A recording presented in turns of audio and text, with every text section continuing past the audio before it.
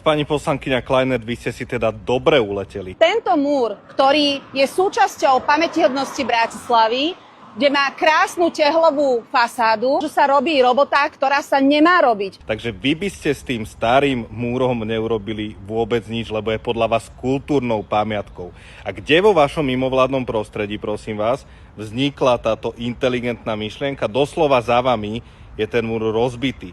Ktorá časť celkových takmer 1800 m2 múru je teda tou potenciálnou národnou kultúrnou pamiatkou a ktorá má tú krásnu tehlovú fasádu?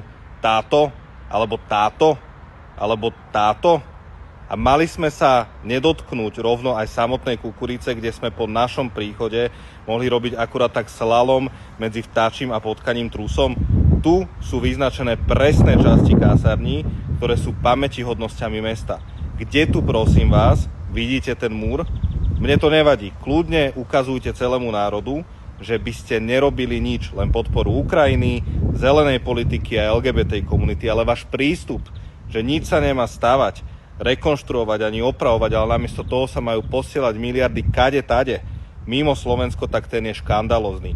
Nech sa na to pozeráte hoci, ako ten múr bude po úpravách reprezentatívnejší, ale naozaj dobre vedieť, čo vy progresívci považujete za krásne a čo všetko by ste radšej nechali schátrať, ako si dať tú námahu opraviť to a udržiavať to.